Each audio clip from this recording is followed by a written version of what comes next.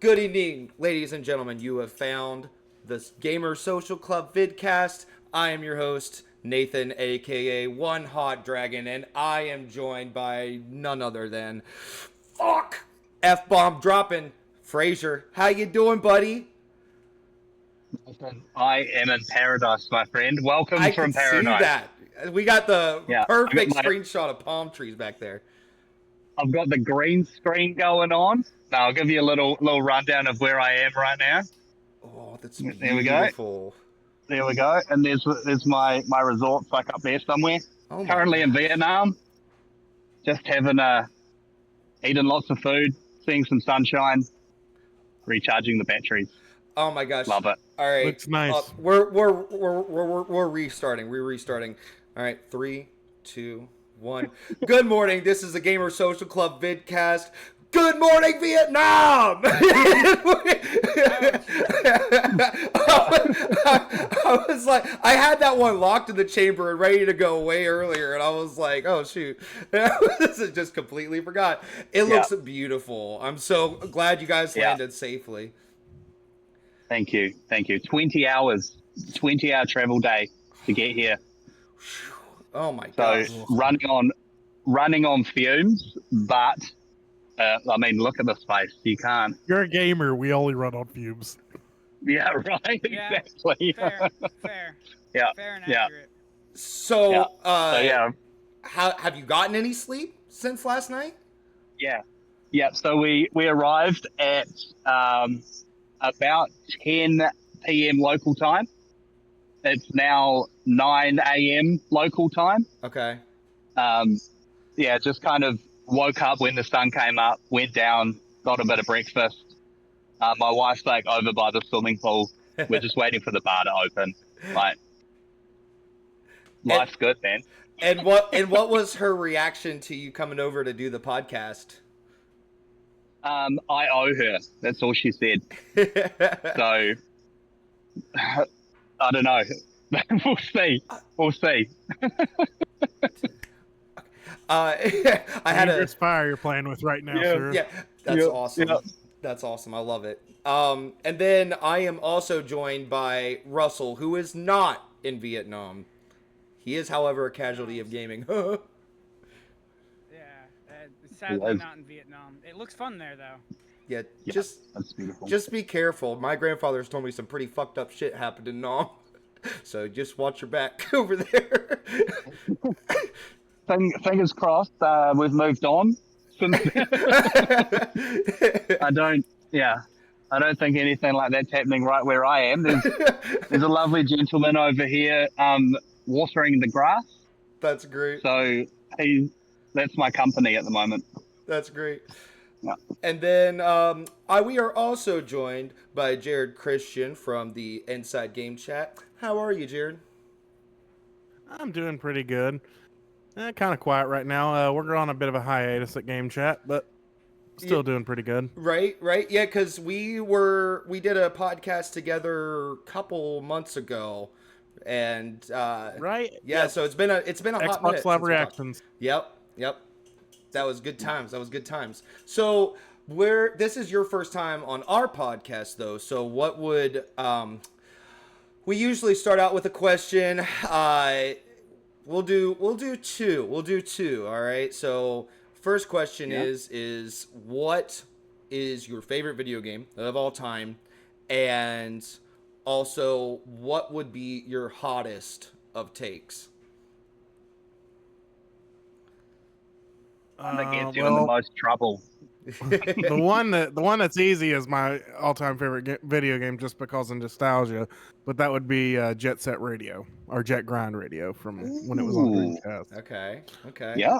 I mean, that was right when I was growing up. That was technically, it wasn't the first game console I got. My first game console was the Sega Genesis, but the Dreamcast was the one right when I hit that real age that I was able to really remember my games and enjoy them. And just Jet Grind Radio has always been my favorite game of all time, just for nostalgic reasons.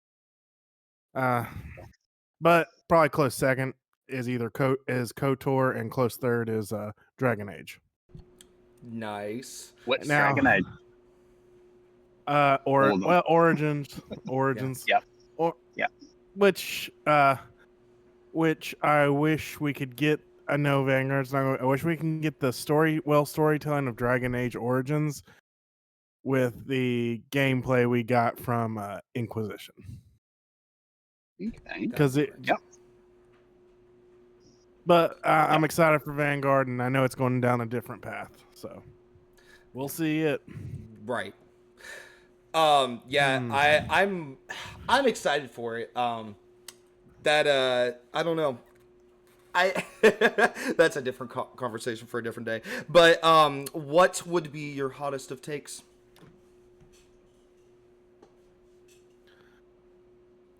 I would have to. I'm going to go with one that I always like. People give me the, "What the crap is wrong with you?" I think GTA 5 is like a 5. Oh yeah. And now, Yep. are we talking it's an multiplayer okay only game. or single player game? The whole game Just the whole across thing. everything. Now, what's your biggest gripe It with is it? just okay. I don't really. It just, for all its hype, I could never really get into it. Couldn't get into GTA 4 either. Yeah. The only GTA I've really ever liked was Lost of the Dam DLC for GTA. But I do love Bully and like several of the other Rockstar games. But for some reason, GTA just never vibed with me, and I really enjoy Red Dead. So, Okay. Yeah. so but I use... Sorry, That's Nathan. You probably go, my mate. No, hottest you take. go ahead. You go ahead, Fraser. I was going to say, does that mean you're not terribly excited about GTA 6? Like, are you just meh about it? I could care less. Yeah, cool. Yep. Yep. I mean, that's just me. I just never got Yeah. into GTA. I mean, like my favorite open world game is Sleeping Dogs, which I would give anything to get a sequel to that. Really? Yeah. So, what, Yes. Interesting, yeah. in your opinion, what makes Sleeping Dogs better than Grand Theft Auto? The storytelling. Okay. The storytelling, and I always like the like when you would get in brawls and fights and stuff, it was very clean. I love the interactions you could do. It's kind of similar to Yakuza, probably I would say, but for some reason I still vibed with Sleeping Dogs better than the older Yakuzas. Right. Yeah. Okay. So I really liked Trevor's story in GTA 5. Like, I felt like at the start, you're like, this guy's a fucking psycho.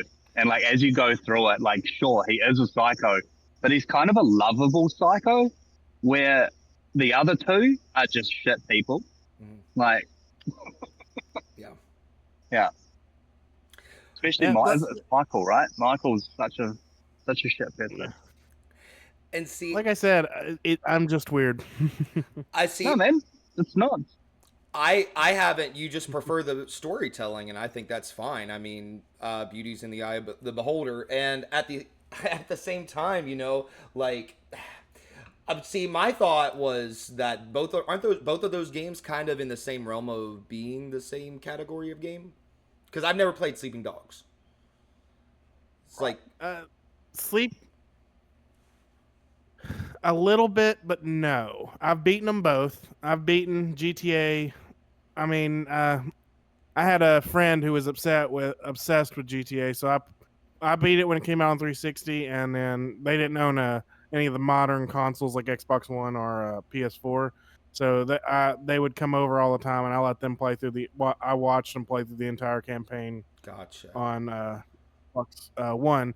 And it's just like, I just don't know what it is about GTA. I just don't get into it. While Sleeping Dogs, it's more of an interesting story, because one is it does take a different point of view. Like, you're technically an undercover cop, and you do have a lot of choices in that game, which most of the stuff in GTA, there are choices you can make, but it's still more linear with GTA. So it's kind of a set story. But with Sleeping Dogs, like, there is like you can kind of really go into like even though you're undercover, you can get to the point where you're pretty much the why am I forgetting their name? The triad, where you're a member of the triads, you are a triad, or you can still be an undercover cop. Okay. So, like you can, Okay. there's choices to make that you can literally. There's not many of them, but there are choices like you can kill this person, or you can fake their death or get them out of the picture. Okay. Yeah, you can be like a bad guy, um, but it's just something about the Wei Shin and his story that I always liked. It is to me, it is a much better storytelling, and I recommend anybody who like open worlds games definitely try it. Like the Ultimate Edition, you can usually find it on sale for like $5, Right. and it comes with the 2 DLCs too. The definitive edition's on sale on Steam right now for $2.99. I'm buying it. No. Oh, nice. Like, Did you say? like they're almost Go for paying it. you to play it at that point. Yeah, really. Did they ever remake that game? No, but they did attempt a kind of a because of how well the open world was. They actually did try to make a triad like open world MMO, and it only made it through like a preview program for a long time. I can't not remember what it's called, but it was literally not really a sequel, but it was just basically GTA Online, but in the Sleeping Dogs universe, and you Right. remember the triads. Okay. Okay. So I never got to play it because I didn't have the PC at the time, but it was a PC like early access game, Okay. and it Interesting. only lasted about 2 years before they just Square Enix just killed it. Yeah. Yeah, success So. to Square Enix is well, that's an unsolved mystery. Well, the way I understand it, they were actually kind of happy with how Sleeping Dogs 1 did. It actually did really well. And when they re-released it on modern consoles, it did. I don't think it sold as much as the original, but it still sold very well Yeah. because it was up there with Tomb Raider 1 on sales. Okay. Gotcha. Oh wow. Okay. I don't remember the total numbers. Tomb Raider 1 still did better, but it was close to it. It's up there. Yeah. Yeah. Yeah. So I'm gonna turn it back over to Fraser. What's the gaming situation like on vacation?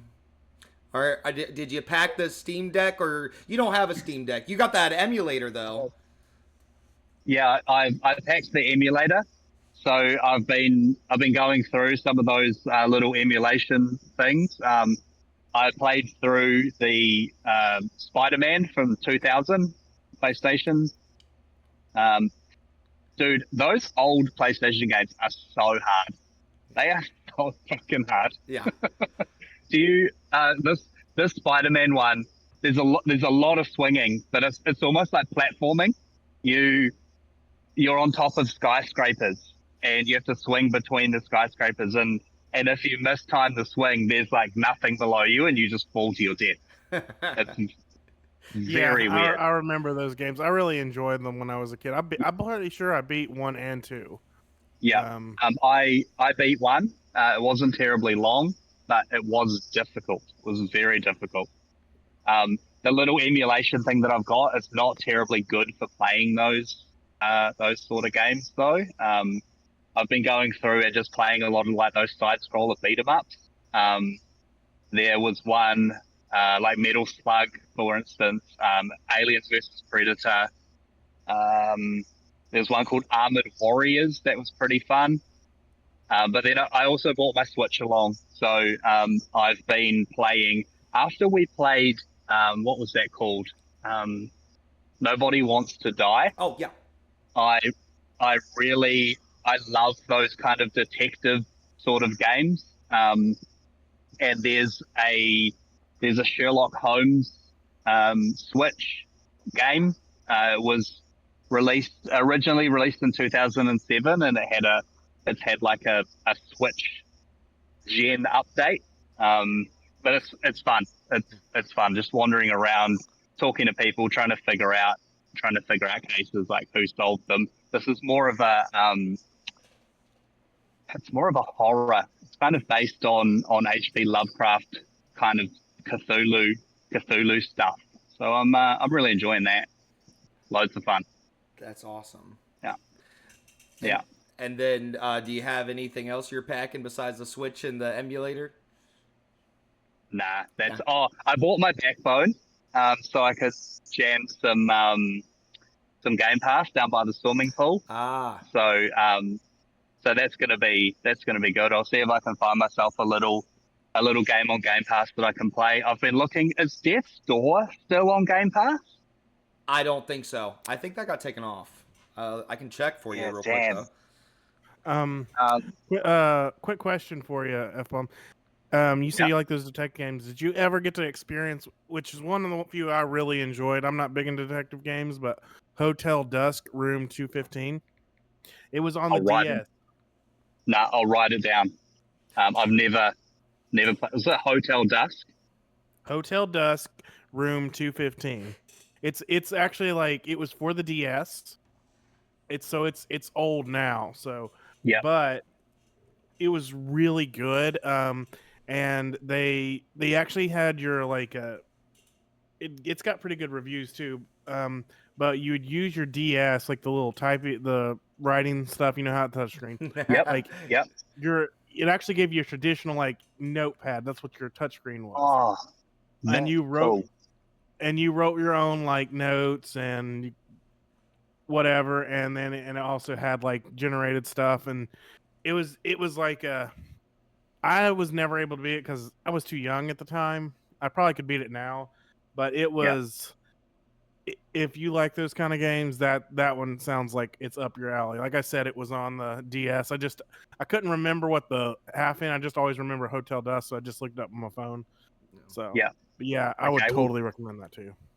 Sounds good. I'll put it on the list. So yeah, this Sherlock Holmes, it's like a third person, and you wander around the crime scene. And what I like about it is you can get the case wrong, and it doesn't stop you. You just carry on with the wrong information, and then you get to the next bit, and you're like, shit, something's not right here. So you have to backtrack and try and figure it out, and you can convict you can convict the wrong person, and it doesn't say no, this is the wrong person, try again. You just like, it was you because of this, and this, and they're like, all right, and then they lock you up and take you away. So yeah, but that was kind of one of the things about Nobody Wants to Die. It was kind of like, it was all story narrative driven, and you didn't get a chance to get it wrong.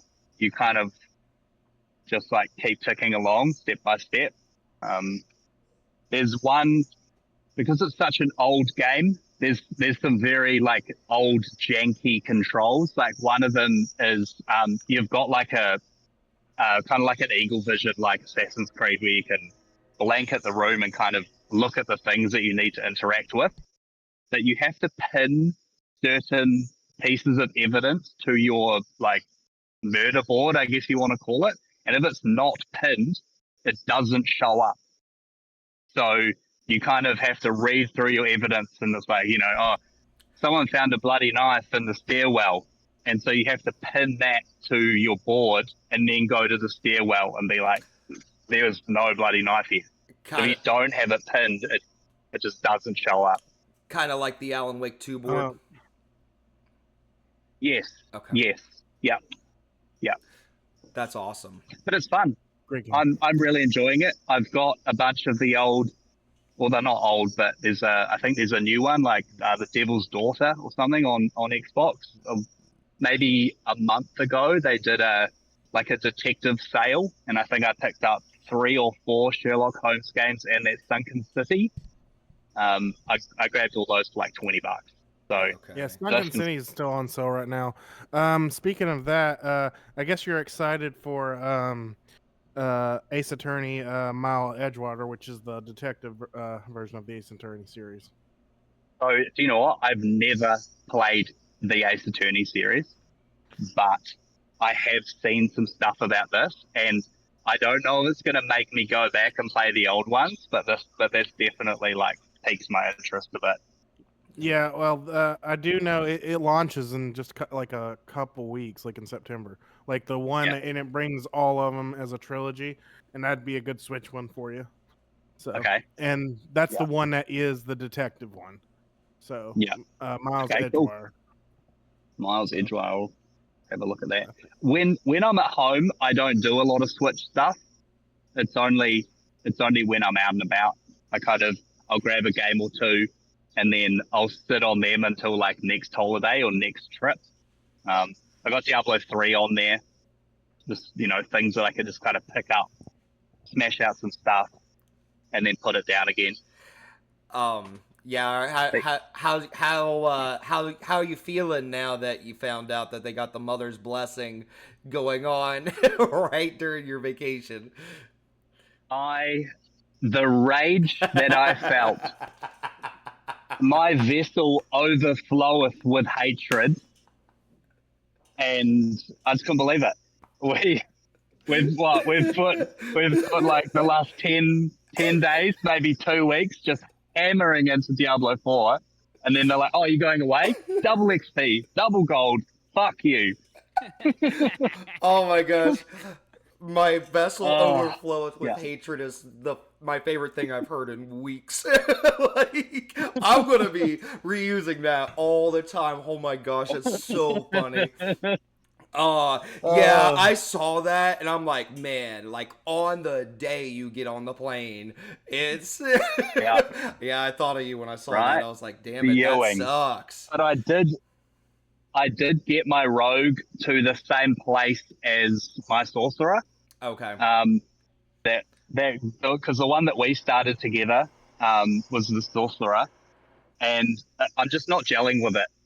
I've done something wrong, and I feel like I've gone too far down a specific path to go back and collect all the gear. Sure, I can respec, but I don't have any gear for it. Mhm.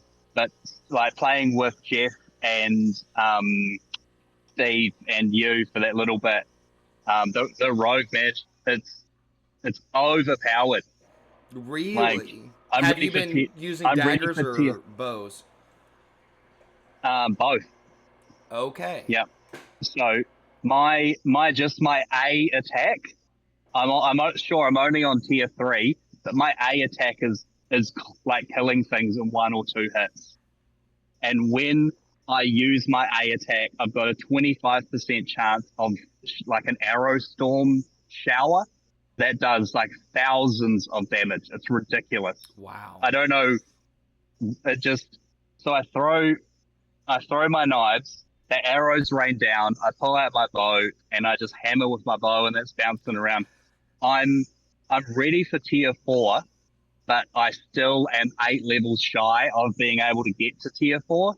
So like by the time I get to level 70, I'm gonna be ready for tier 5, Yeah. and I can't get to tier 5 till I'm level 80. Yeah. Ugh. Do you think you're First even world gonna go problems, back to right? it? Do you even think you're gonna go back to it To at this point? Because by the to time you the get soul. back, it will be time for Space Marine 2. No, I've still got a few days. Okay. Okay. Yeah, I get back. I get back on the 3rd, and I think Space Marine's on the 9th. So, Ah. I yeah, but I need to get still, that I think pre-ordered. yeah, I will. And Vessel of Hatred doesn't come out till like the 8th or 9th of October, and that's when this season ends. So I've still got enough time. Vessel overfloweth with hatred. I'm still laughing, bro. That's so good. Oh man, see, now I started out as a rogue the first time, and the arrow rainstorm thing was just not that powerful at that, like back when it first started. Well, see this is not an ability. This is a weapon ability. Mhm. Like I don't even have Yeah, any points in Arrow Storm, that's been and my it's just like a weapon thing. Yeah, it's been my favorite thing about the game because you can get these pieces of armor that completely changes up the gameplay. Even Yeah. already, I've gotten gloves that like freezes an enemy after 3 hits or something like that. And it's like 25 levels lower than what I am, but I'm still continuing to use it because that ability is just so good. Yeah, and I I played for tell like you, an hour this morning and got up like 3 tiers on the season pass. So the double XP thing's been really beneficial. But now that Concord's out today, I'm going to be playing that, which I haven't started yet. But sorry, what were you going to say? I didn't mean to interrupt you. no, that was it. Mm. Oh yeah, that's right. Playing with you and Jeff and Steve has made Diablo just so much more fun. Yeah, that was a lot of Right. fun. Listen, I couldn't talk with y'all because I was just playing from my handheld, but I could hear you guys talking. And Megan was like walking around the house, and she was like, "Is that?" She's like, "What is that?" And I was like, "It's Fraser." And she's like, "Oh, I thought somebody had an Australian accent." I was like, "Yeah." But that was a lot of fun. Fucking It was brilliant. funny hearing you guys joke around. Yeah. Me and Jeff still got to make our muscle babies. But so Muscle baby. Russell, what have you been up to lately? What have you been playing this week? This week I finished that Micah and the Witch's Mountain, so expect a written review out for that probably in the next couple days. I think I'm about a third of the way through writing that already. Okay. So I finished that pretty fast. And then just doing like my typical like Nintendo pissing off type thing. I'm literally I'm literally in the middle of playing Ocarina of Time Master Quest, the PC port, the one that Nintendo totally released. Yeah, at I know that 120 one, definitely. Yeah, definitely at 120 frames a second. They totally did that. Other than that, it seems like there is something I'm forgetting that I've been playing. Oh, Silent Hill 3. Been replaying that too. I guess I ran into a little bit of a rut and took the advice that I gave Nathan a couple weeks ago and am running through a couple palette cleansers. So Nice. Yeah. So does that mean it's a return to the Ocarina of Time as well? Oh yeah, definitely. Yeah. I don't know how much you guys know about Master Quest or not. So Zero. it's literally Ocarina of Time, whatever the hell you want to call it. But the dungeons are completely they're completely different.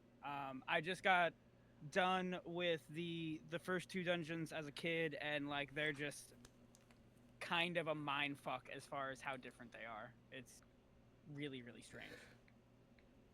All right. I regret selling that game. Okay. I regret selling that. Oh, did you have it for GameCube or? Yeah, I had the GameCube that it came with, and now that I know it's like worth like almost $1,000. Holy Like, crap. Oh Jesus! Yeah.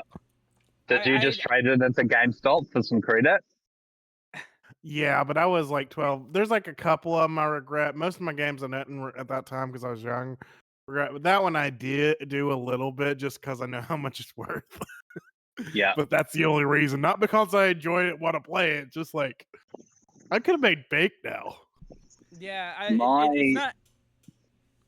Sorry, what were Russell, you gonna carry on. say? Oh no, I was just gonna say I didn't have anything like that. I did have the. I didn't know how you could get it until years later. Apparently, it was a Nintendo Power mail-in thing or something. But I had the GameCube disc that had Ocarina of Time, Majora's Mask. The original, yeah, that's the same one I had. Okay, the first 2 Zeldas, and then did that have a demo for Wind Waker on it? I think it did. Anyway, It also had Majora's Mask on it, so yeah, the version of Majora's Mask on that disc was awful. When Nintendo puts up a warning telling you that the game is going to be a little iffy as far as the way it runs, you know that you're in trouble.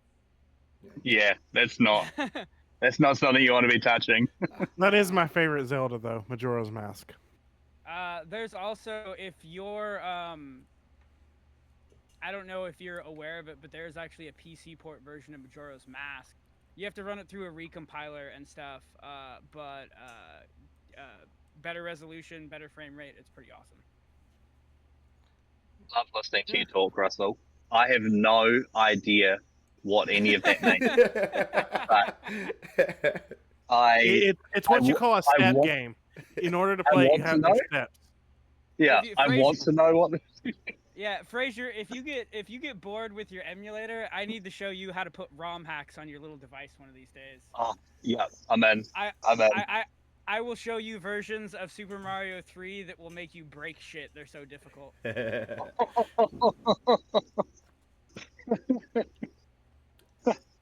Oh, brilliant. One last thing that I did forget to mention was I reviewed a game last week called Downward. It was a originally released in like 2017 as a PC only. 2024 it got major updates, a major graphics overhaul, and released on consoles. So it's a first-person platformer like Mirror's Edge. Plays very similar to Mirror's Edge, but it's like fantasy-based. Yeah. So it's a fantasy-based Mirror's Edge, and it's just you just climb on shit and pick up orbs. Like that's it. It was like 3 hours long. I did the review. I'm pretty sure the review's up on the website, but it's like $10, and I loved Mirror's Edge. I loved it a lot. So this was cool to kind of go back to that. Mm-hmm. But yeah, that's it. Sorry, carry on. No, you're fine. I actually saw that on like the recently played list where you were talking about that, and I remembered you talking about it. I was like, oh, why didn't we talk about this last week? So how long? I hadn't finished the review.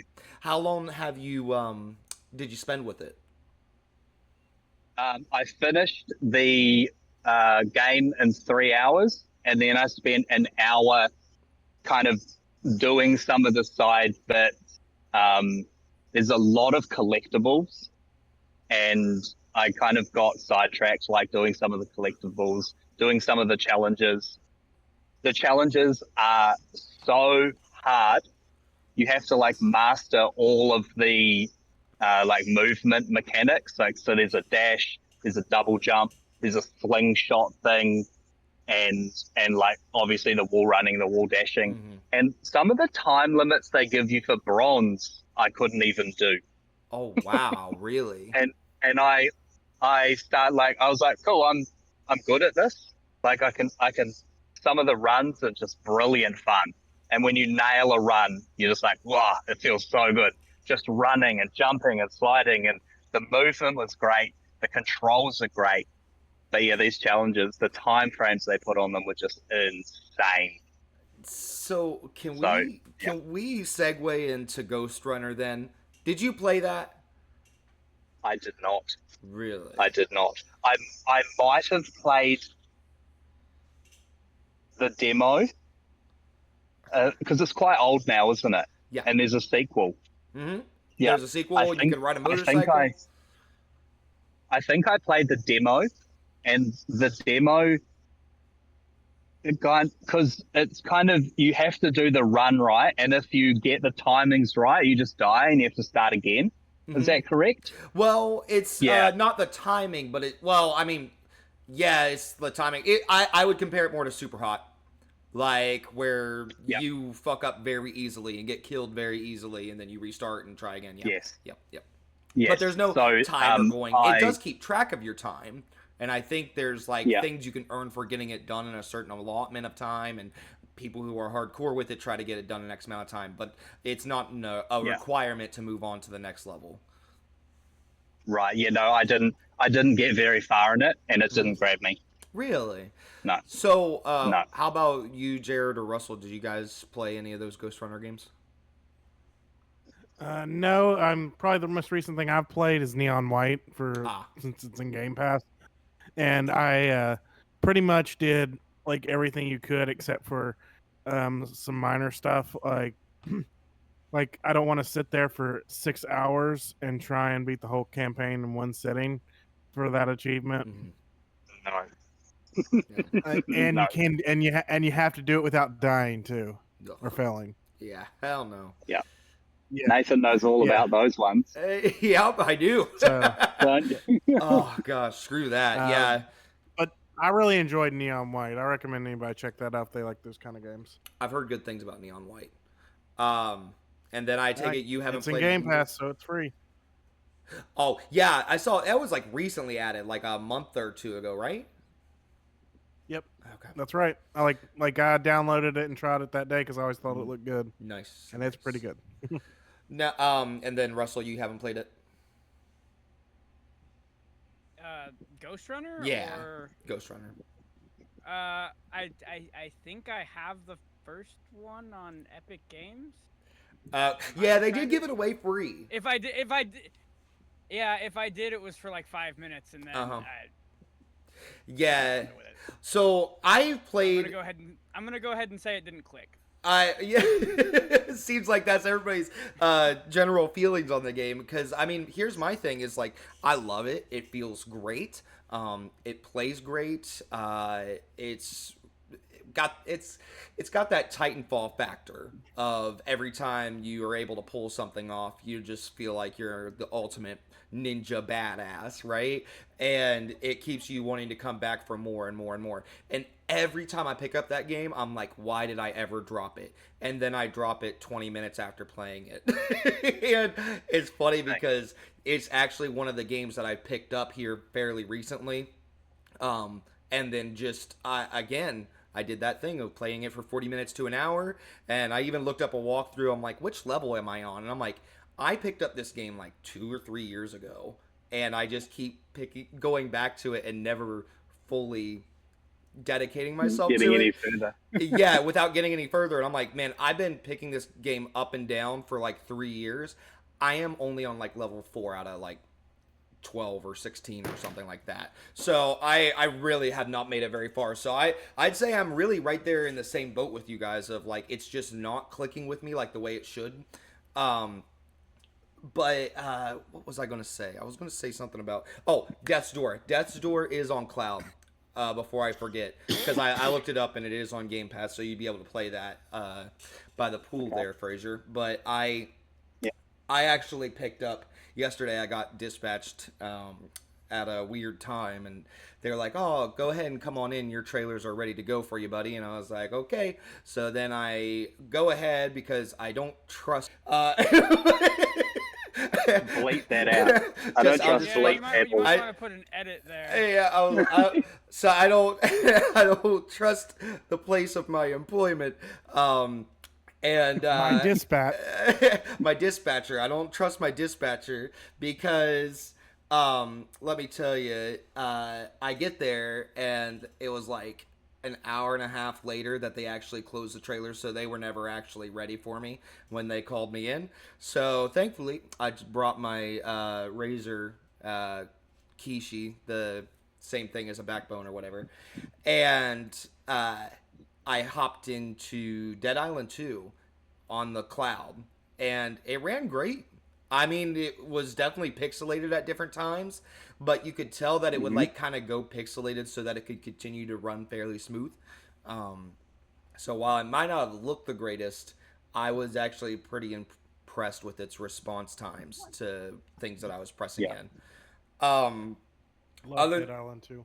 Dead Island 2 is such a great game. I feel like it comes up at least once every other week for us on the podcast. Man, I need to go back and get the co-op achievements, and then I'll have every achievement for that game. Oh, really? Nice. I still gotta. I did it all by myself. I played through it. Okay. Oh, the DLCs are good, especially with the new enemy they get in the DLC that takes place in the like Woodstock kind of place. Okay.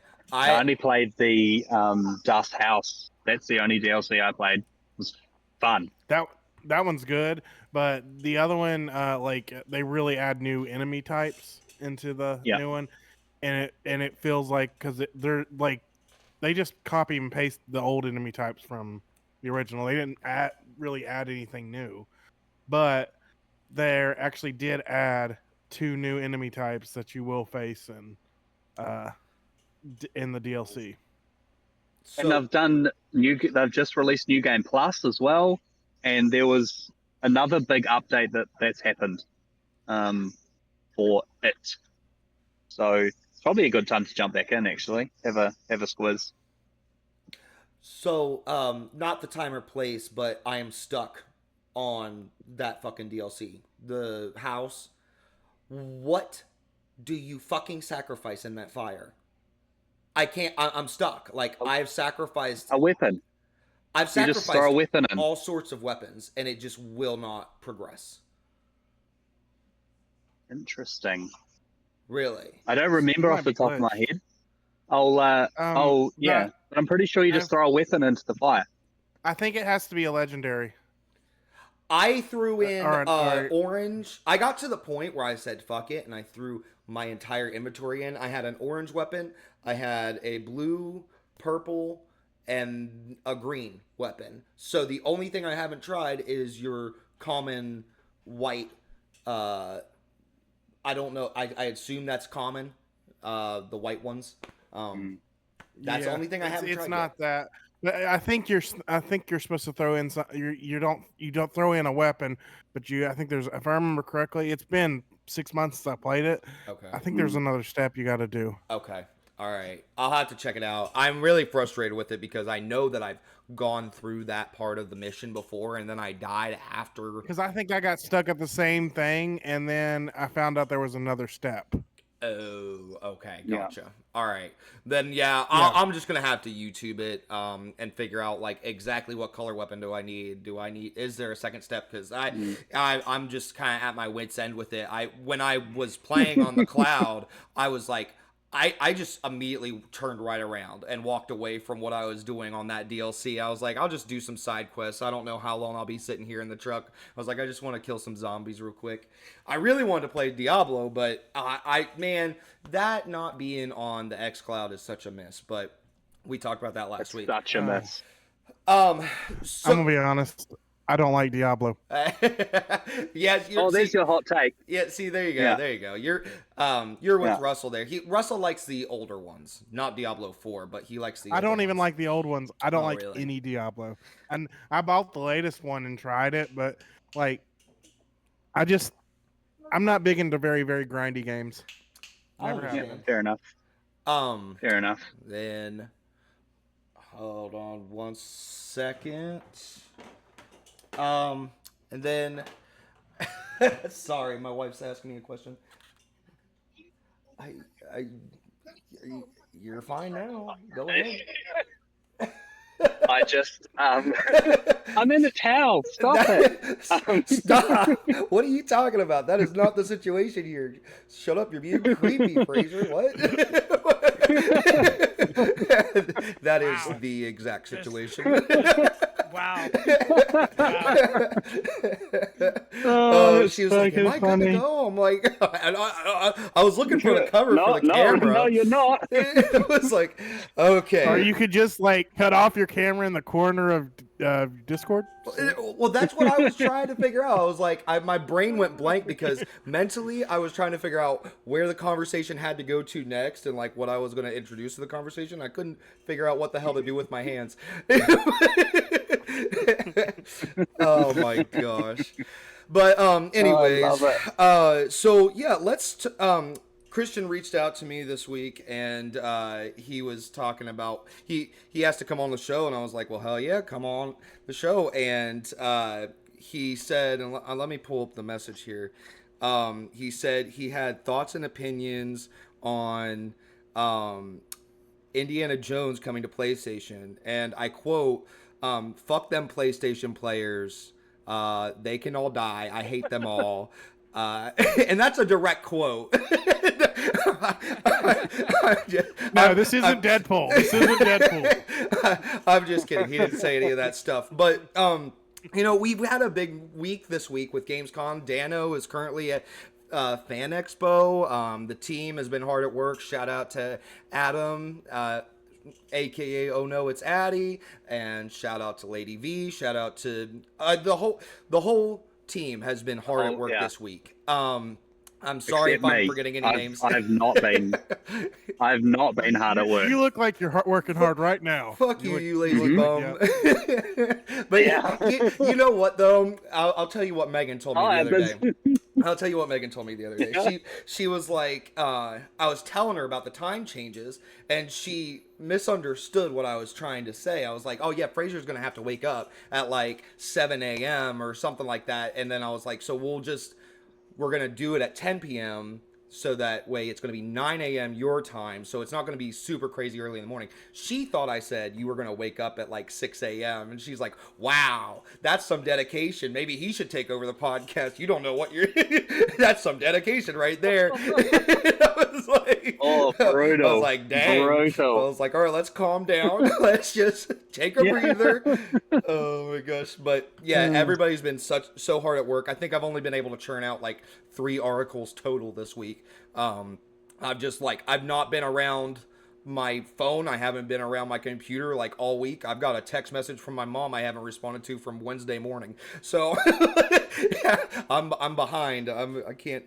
It tells you how much you care about your mom. All right. Well, that's the life of a semi driver. It's like you wake up in the morning, you got a little bit of time before you go to work, and then you're got your hands on the steering wheel for the remainder of the day, and then you come home and hopefully have enough time to like take care of some essentials. But it depends on the week. Anyways, I'm getting off track here. So yeah, so this week's been a big week of news. And I think, most of all, which is kind of wild because last week we had even talked about the topic of exclusivity and games staying on platforms or going to other platforms. And then only a couple days later, which I still need to clip it out, where Phil Spencer's talking about it and I had talked about it a couple days beforehand. But talking, it was a really interesting interview, and I didn't get to read all of it, the interview with Phil Spencer. I trust that maybe some of you guys did, but yeah, since that was kind of one of the driving things to get you to want to get on the podcast, what would you like to talk about when it comes to Indiana Jones coming to PlayStation 5 in April, which is only 5 months after its actual release date? It's still spring now. It's still spring, so it could get pushed to summer. Yeah, So I mean, they didn't give an actual date. Okay. I was thinking it was April for some. Okay, but yeah, so that got announced, and my first thought was, A, I'm surprised they're announcing it before they release it. B, I'm also surprised that this game was specifically stated back in January that it's not coming to PlayStation. And then 3, why tell people that you got such a small window of exclusivity there? I feel like that kind of takes away the whole point of exclusivity. A year, I understand. 4 months, that doesn't really make much sense unless there's some kind of technical reason you can't do that. And why did Xbox announce it and not PlayStation? Wouldn't you think PlayStation would have been like, Indie's coming to PlayStation, like, fuck yeah. But instead Xbox did it for them. I would personally assume that they want to control the narrative as a, like, Yep. Xbox has thrived. No, that makes sense. Xbox has thrived to maintain the good guy image, so I feel like this way it seems like, hey, we are giving this to you. We are outreaching this game to you. If it was coming from PlayStation and they gave PlayStation the go ahead to be like, hey, we got indie, it looks more like, hey, we got this. We're the ones who did this. We made this happen. So if Xbox is the one saying it, then they're controlling that narrative. It does make sense. I didn't even think about that. Yep. I mean, that's my opinion. Yeah, that's exactly right. Oh, is that what you think too, Christian? Oh yeah. They just want to control the narrative.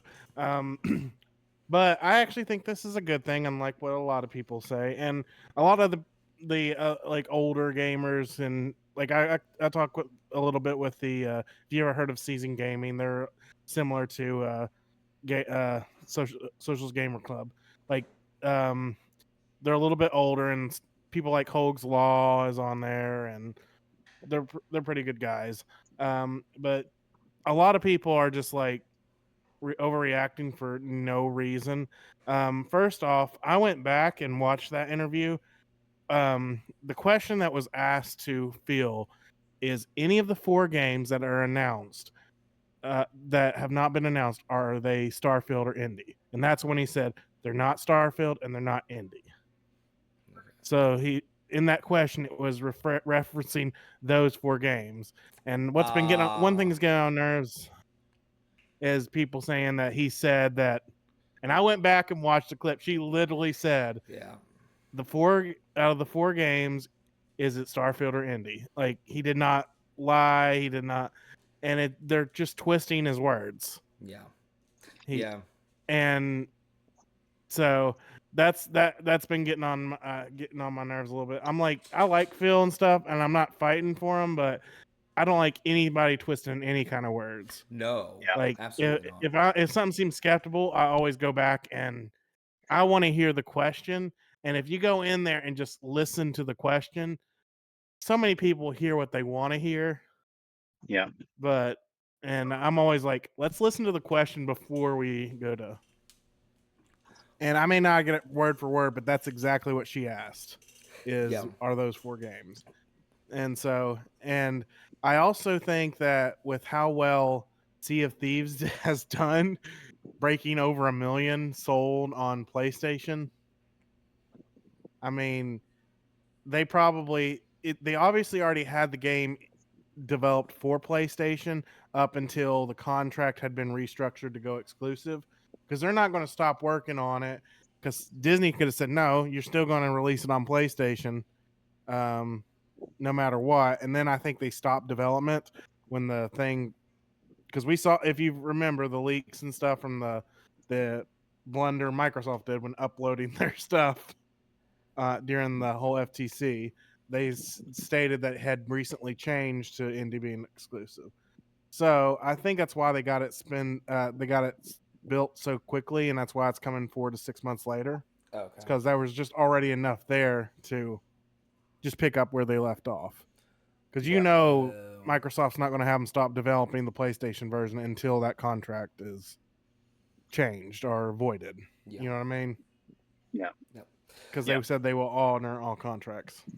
And honestly, in hindsight, and I had kind of wondered this back when it was happening, is this just to test out the waters, see how these games do, and then start pulling the trigger on larger titles?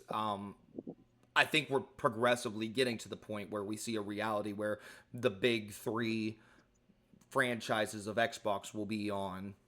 Well, I guess it's 4 now that Fable's back, but the big 4 games of Xbox are going to be on PlayStation eventually. Yeah, it wouldn't surprise me, but I'm also not. I'm going to say this: PlayStation's feeling the pressure of game development too. Mm-hmm. That's why they're porting their first game to Switch, and I'm still betting money. I've told several people, like, I don't know when it's going to be, but it's going to be by the start of the next generation or the end of this one, that we're going to see their games on Xbox as well. Like they've got to make their money. You can't selling 10 million copies.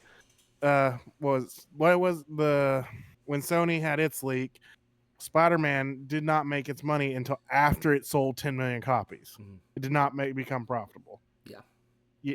If we're getting to where game development's like that, and it's a $70 game, you're gonna have to start putting it in other places. Like sell your initial one, get a little profitable, drop it on PC, and then a competing platform, and at least you're going to be severely profitable then. And Russell had spoke on that a little bit last week, because he was bringing up the fact of PlayStation doesn't need to do the whole entire moving their exclusivities over to Xbox, because you look at titles like Spider-Man 2 and Last of Us Part 2, and these games are like barely breaking profit. So much money goes into developing them, and then the amount of copies that they sell aren't near what they need to hit. Like, they basically hit even almost every time they make one of those games, and the games get more and more and more expensive. So we are at this point where you're seeing some, like Phil Spencer said in that same interview, everybody's going through growing pains. And as PlayStation, Their you know, businesses. their big selling point is having those exclusives on their side. They don't care. I don't think they care about making a profit off those games. They care about the fact that they're good enough that it actually is getting people into their ecosystem. And for the people that are not coming into the ecosystem, they get those games a year later. And everybody keeps asking, well, what's the point in having an Xbox? What's the point in having a PlayStation? Well, last week, I feel like we answered the question perfectly to what makes you have an Xbox. But if you want to ask what makes you want to have a PlayStation, I think the answer to that is you get to play those exclusives on release date.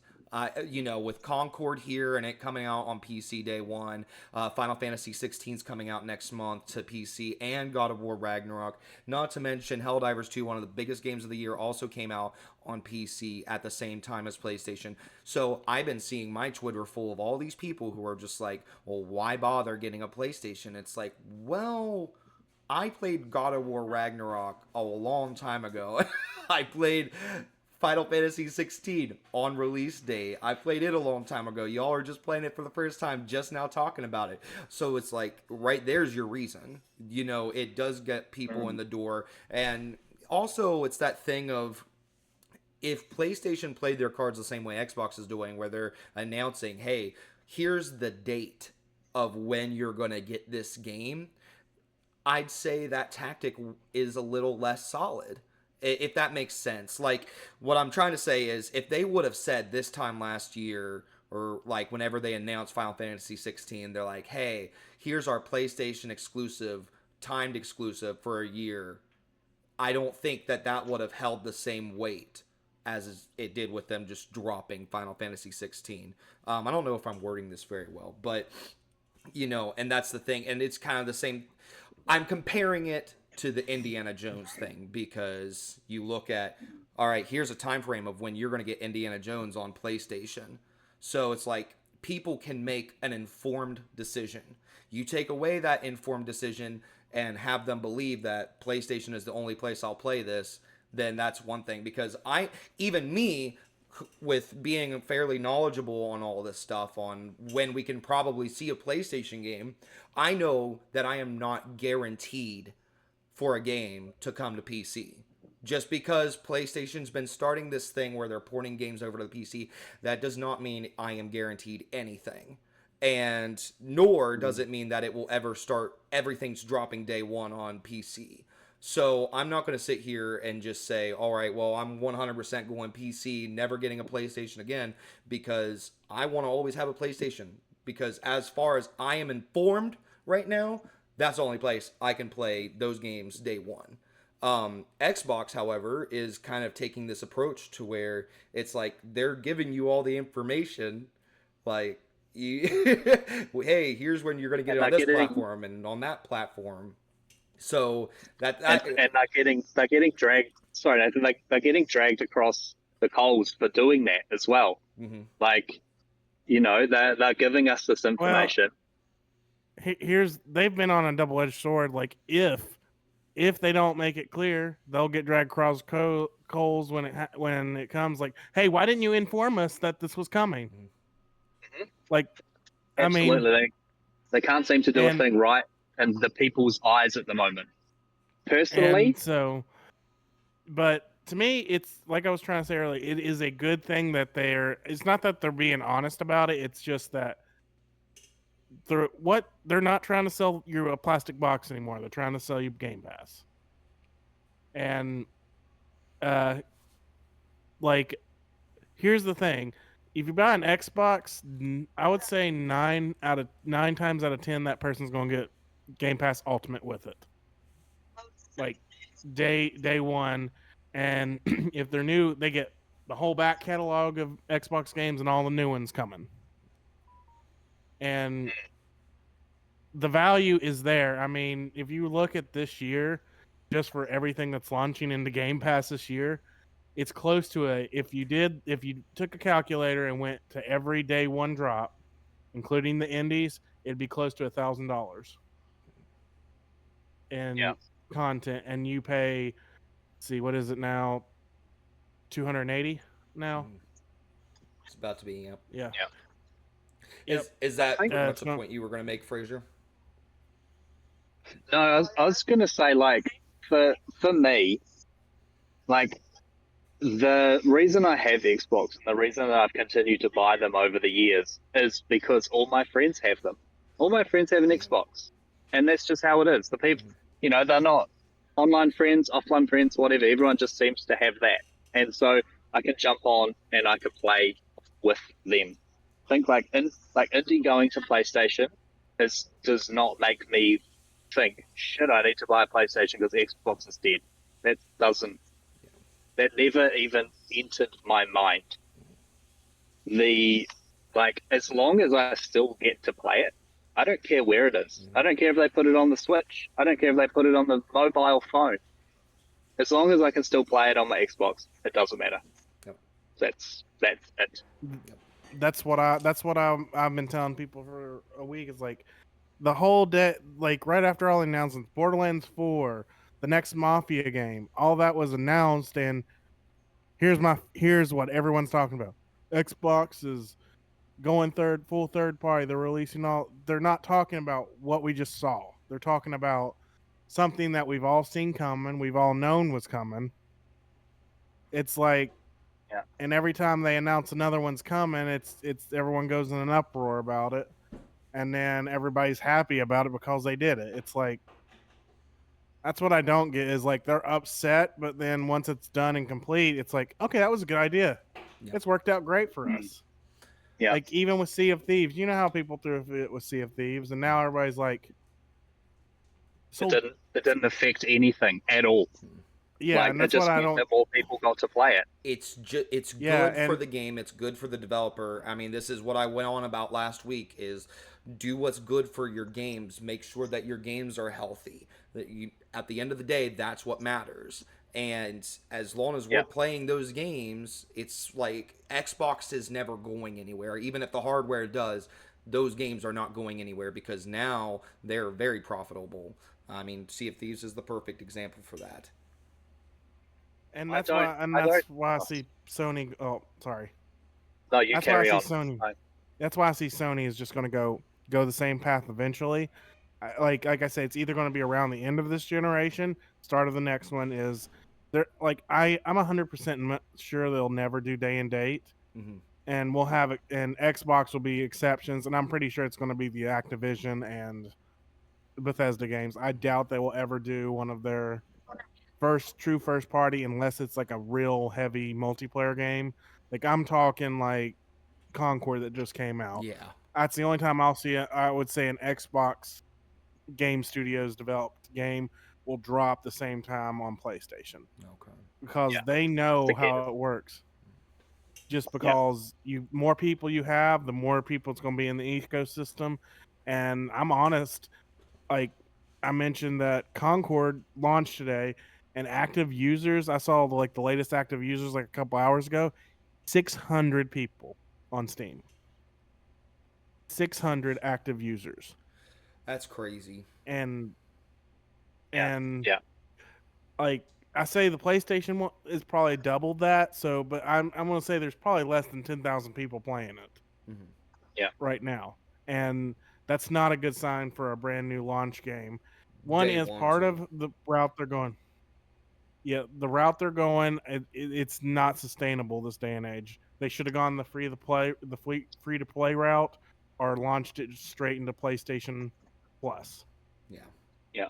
Or multi-platform, like you said. Like the more Yeah. people that play it, Thrown it because on like Xbox. yeah, we might like because I don't own a PlayStation 5, like but hardcore gamers own everything, right? They own the PlayStation, they own the Xbox, they got the PC. That's such a small majority of people in the world. Mm-hmm. People like it just seems like if you put your game everywhere, there's more chance of somebody playing it. Yep. Yeah, and the more money you're going to make, and Yep.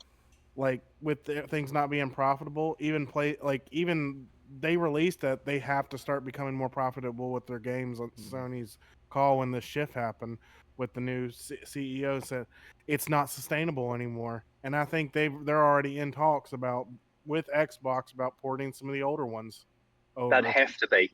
They would have to be because I don't. There's got to be like apart from money, there has to be something else in it for Xbox, right? Something that we are not seeing. Like So there's got to be something.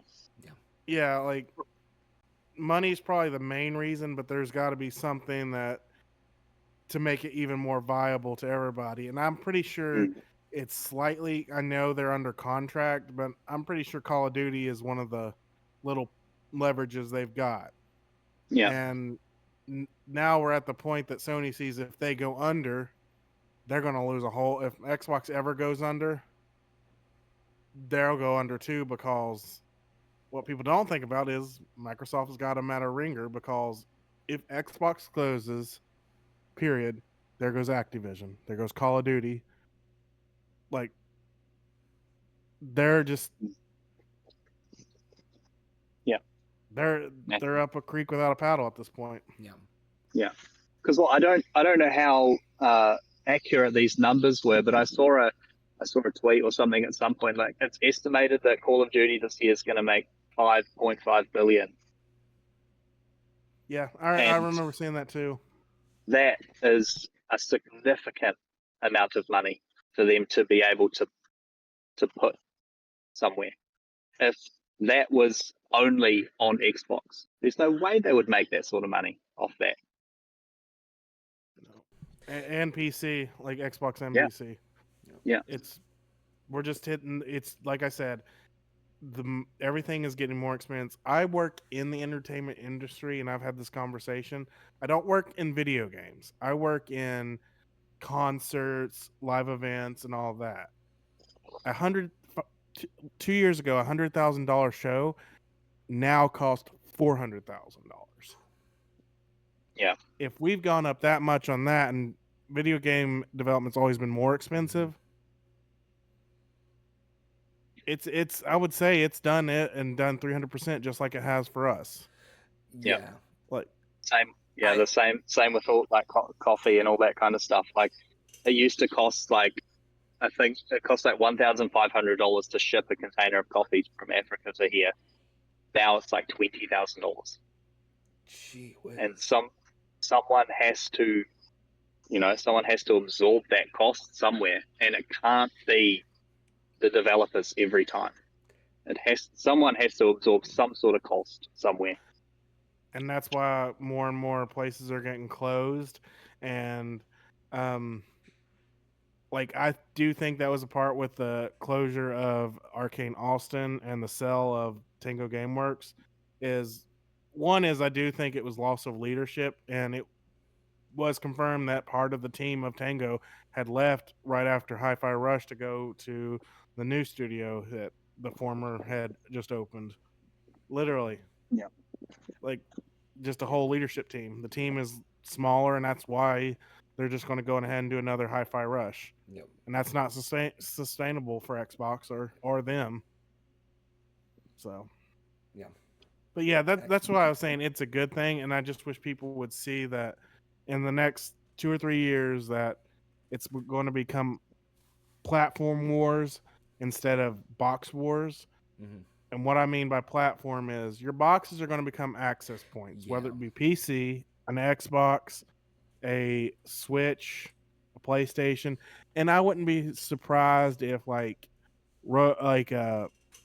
and all them started going back and doing under TV PCs, but they have like iOSs on them that excuse me, will allow them just to be an access point to access your libraries.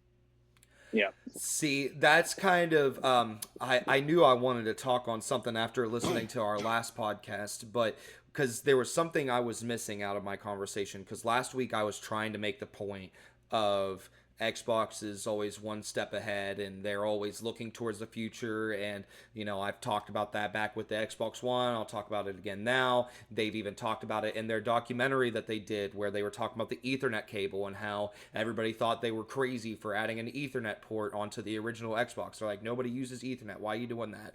And then yet look at the future and how important it was that they had an Ethernet input on their console.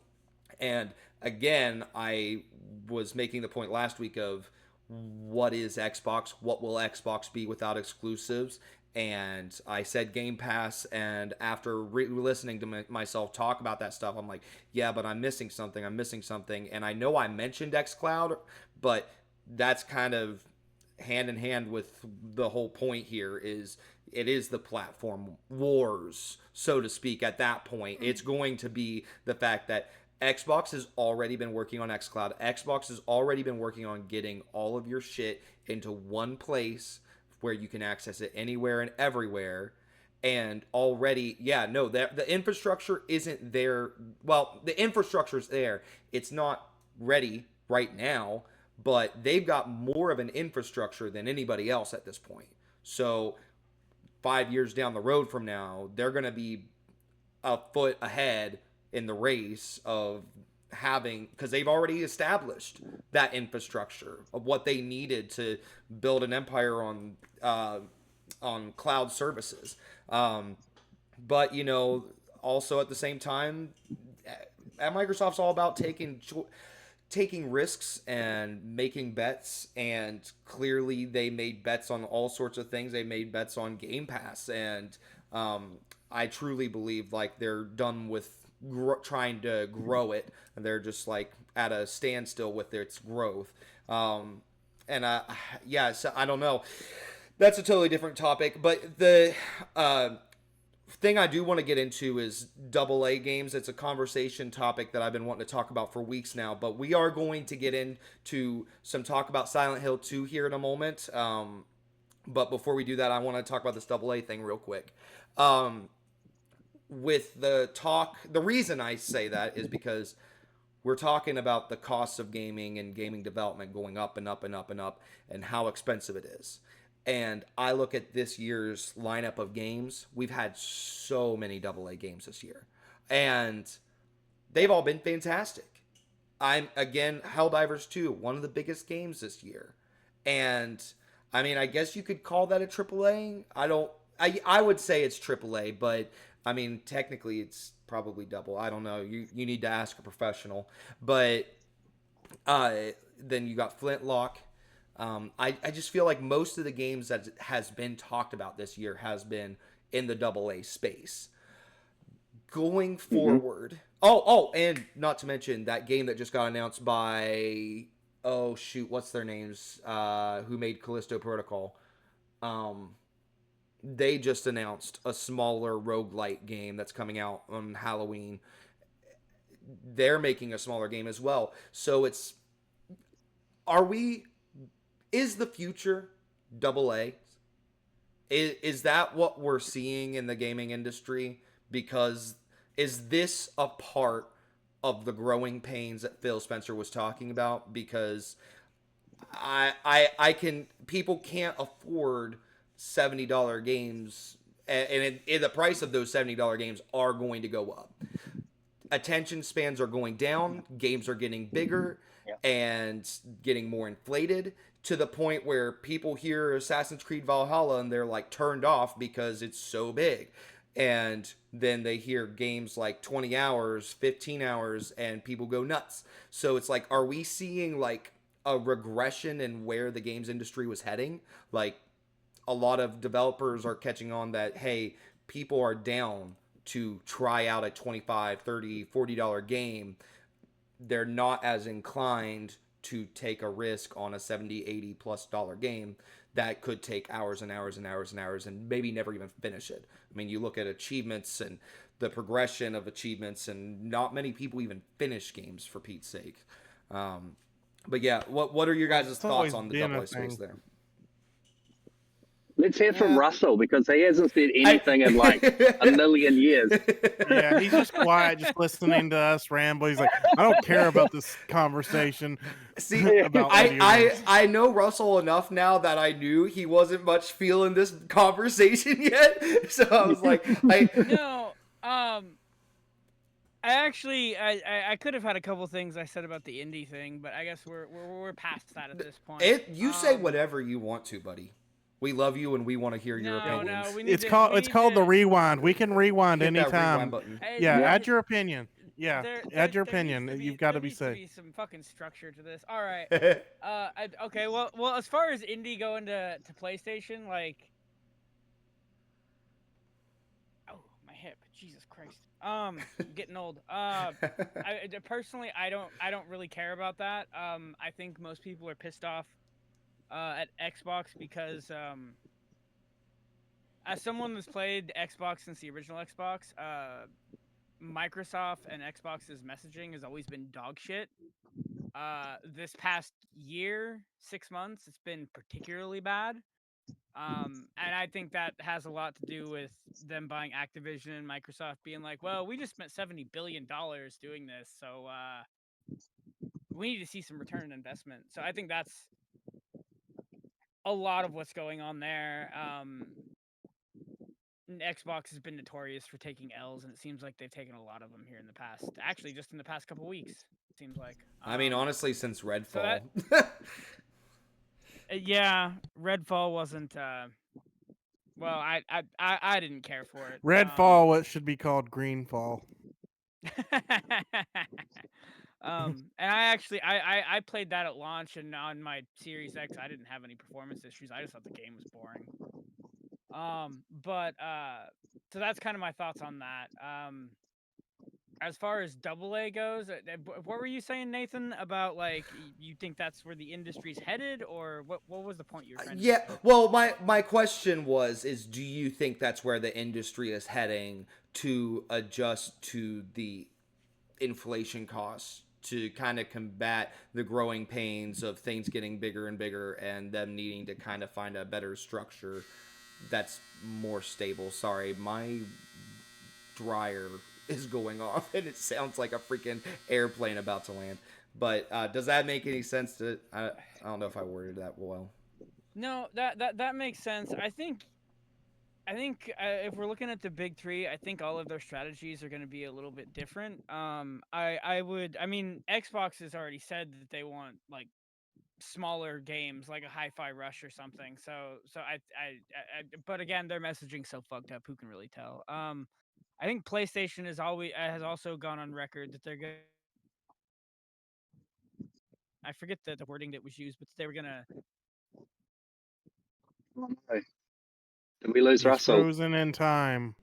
Oh, I thought he was thinking. AA, so those Oh, there two, he. definitely. And then Nintendo is just gonna fucking be Nintendo. Yeah, I mean, he's still frozen on my screen. So Yeah, he's frozen. I can somewhat hear him. Okay, I think you're good, Okay, Russell. Here we go. Am I good? We got none of that. You put your hand down like this, and we all thought you were thinking. I was like, well, no, I could tell no. his mouth wasn't moving, and he was still talking. It's like, yeah. Okay. Well, anyway, I think Xbox and PlayStation are gonna try to pull their budgets back a little bit. This much. Yeah. With Xbox has said for Game Pass they want more like.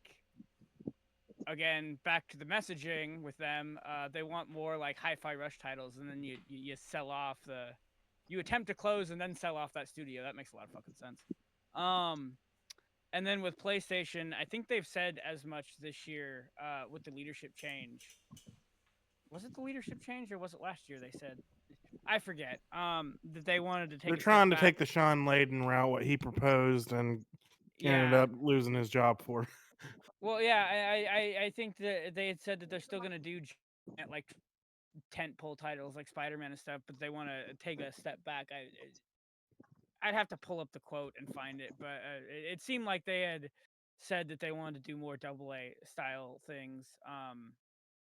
And I know they're trying to get into live service, and the way that they're going about it kind of doesn't make any sense either with things like Concord. The only thing I see Concord being useful for is like MAUs, and I don't even know if they're gonna get that out of that game because hardly anyone's playing it. But yeah, those are my thoughts on that. I think Nathan's probably right in that they're trying to take a step back. I don't even know if it's to fight necessarily inflation. It's just AAA budgets with you guys talked about Spider-Man earlier with them having to sell something ridiculous to break even. Some of that's like budgets inflating. Some of that's having to deal with Disney too, as far as Spider-Man in particular goes. I know we had the Insomniac leak, and I don't remember the exact specifics, but obviously licensing a Disney property is not not cheap by any stretch of the Also, That's probably a another really good reason point. Indiana Yeah. Jones is coming to Xbox soon, and they went on ahead and announced it. Probably had more That wouldn't be fees good. that dealing with. I wouldn't be surprised to hear that Disney had something to do with that. Although Doom: The Dark Ages is launching for PlayStation, and as far as Yep. I know, day and date. So, yes and no. Although Indie was already announced as being exclusive, and then they walked that back. So Doom's always been on everything anyway, so it'd be weird to Yeah. kind of take it. So Which- I think, like, I don't think I heard anybody complain about that Yeah, being no. multi-platform. Not one person. No. Nah. That one was just like, oh, yeah, I'm getting it for free on Game Pass, so, Yep. and I that's how think- I'll play it. Back, like, just to what Nathan was saying about everything is costing so much more money to make, and it's such a gamble now because, like, you look at, like, say, like the Borderlands movie, for instance, it cost them $150 million to make that, and it flopped. There's nothing stopping games flopping, and games flop all the time. Like, I mean, we don't know about Concord yet, but I would assume that that's going to not do terribly well. How much money do you think that cost them to make? And they've got to make that up somewhere else now.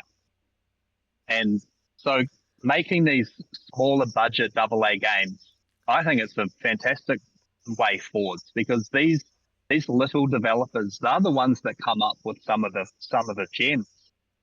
Like Banishers, for instance. That's AA. I actually just beat that and finished it, like, this week. Brilliant game. I loved it. But yeah, so like but then you can still get some high budget AA's. Right. And then you can get some lower budget AA's that are like brilliant. Yeah. So yeah, I just think that we've just gone too far. Everyone wants top shelf graphics. It needs 60 FPS. I just Everyone- played through what's it called? The new RoboCop game. That's not top-notch graphics, and it's a pretty good game. Exactly. I mean- That's exactly it. We don't need it. Like, and people want it, and then you give it to them, and then they're like, "Oh, this is crap." Like, well, all right. Well, what do you want? Let's just stop giving people what they think they want, and just start like back in the day when they used to just give us games. Here's some games, play them, and we all loved it. Yep. I think it's just the Twitter, the vacuum that is Twitter. Yeah. But not to be like a broken record, but as he's saying, I think this is where as we were talking earlier, the Xbox strategy comes into play is by just going all out. They might be the one that just starts popping out like the more common AAA games. You still see the AA games from them, but you're going to see they'll be the one like Ubisoft that just pops out a AAA game all the time. And everybody else is going to keep slowing down. Sony hasn't had a first party AAA game in 2 years now? A year and a half? So Well, Spider-Man was about last year. This Yeah, time. Spider-Man was last October. So it's been a year, and Yeah. Okay. I'm sure we'll see something this time next year as well. Yeah, but I mean, but if it is this time next year before we see it, that would put it at a 2-year Oh, yeah. No, that's not wrong.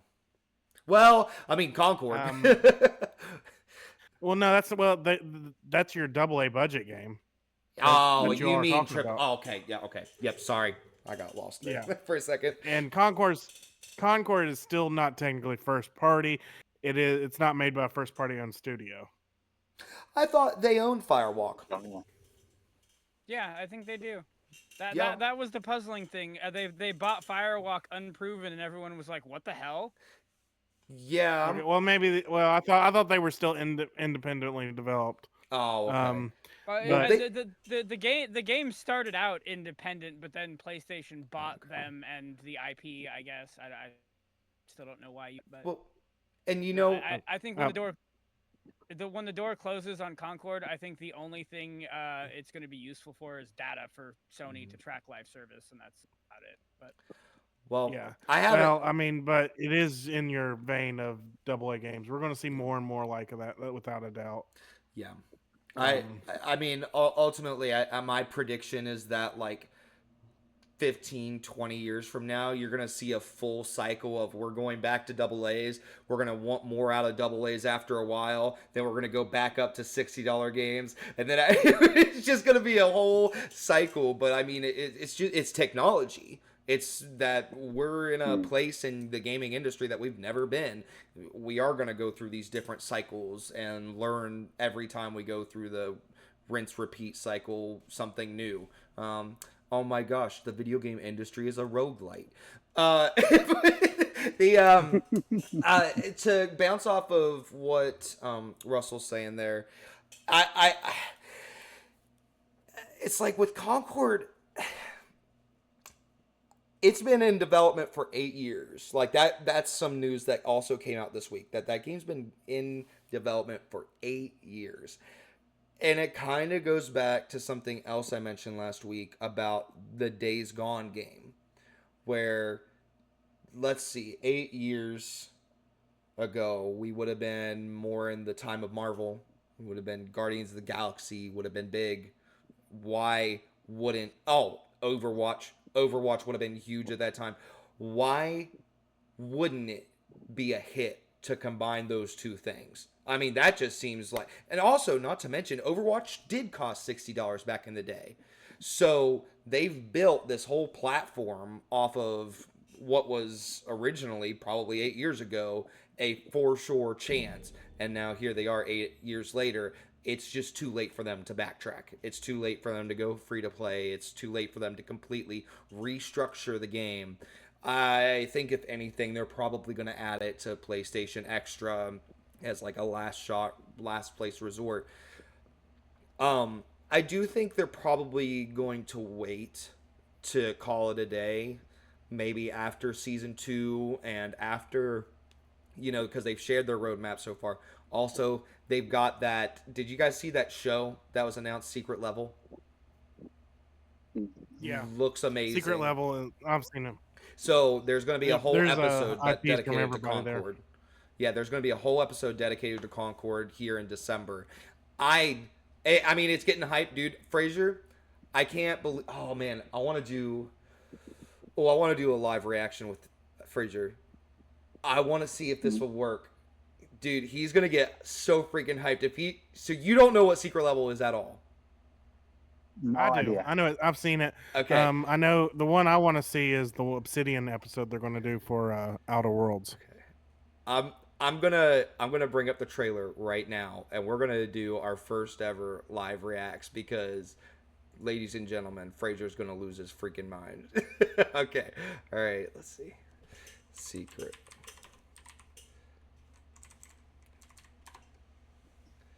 Oh, Each wait, episode's shoot. Hold on. I dedicated to a different game. gotta pull this up on the Discord. All right, give me 1 second. Somebody sing for me while I do this. Let's talk about something. Here we'll just keep talking about the indie space, and I'll kind of add in some more about what I think. We are going to. I feel like you are right. We're going that route, but that's a good thing because if you go back to some of the most popular games in history, they had what we would call an indie budget. Now, Dragon Age Origins, for me, that was. If you really think about it, for the other stuff that was out, it's an indie game. Even though it's from BioWare.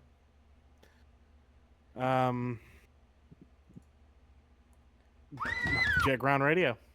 Okay. Let's totally Yep. that would be an indie. And And we're I- getting a new one, and it's essentially Sega's taken that full route. If you think about it, you got Golden Axe coming. The only one that's not, and they've confirmed, and that's the Crazy Taxi, and it's going to be a true AAA game, So, multiplayer. I Amazing. would like to see how that's going to work. can you guys see the video? I can see Yes. something that says watch stream. Oh, really? Click on watch Yeah, yeah. If you yeah. click on, Yeah, I also can't see it on Discord. Let me see if I can. well, I that's can see because it you're on the Discord. host. That's because you're the host. Okay. All right. as long as you can see it on OBS, we should be good. All right. Here we go.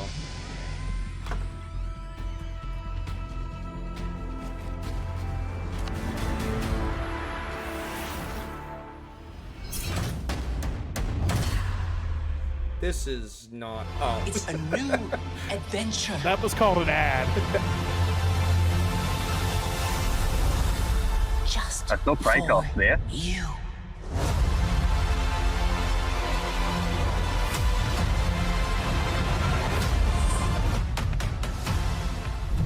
One of the most intriguing projects featured at Gamescom 2024 isn't a game at all, but an animated series.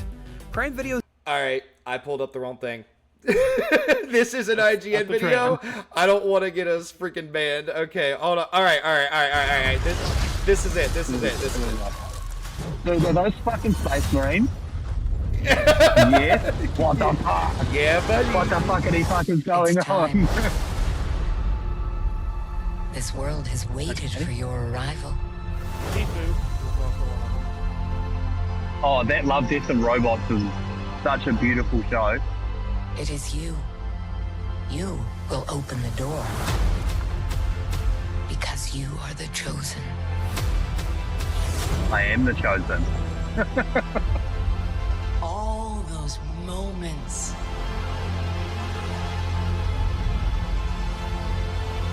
It's a new adventure.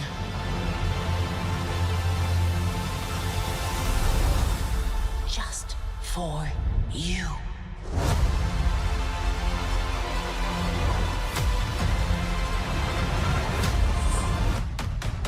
Oh my god.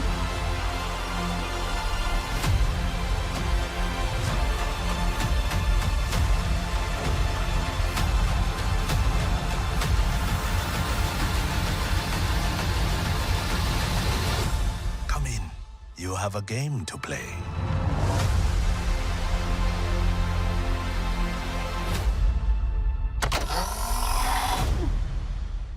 I am so hyped. That looks... Holy shit. Dude, did you see that Space Marine shoulder charge that land speeder? And it just exploded? Hell yeah. What the fuck? Ah. I was so excited. We So- get to do this live reaction. I knew you were gonna be this hyped.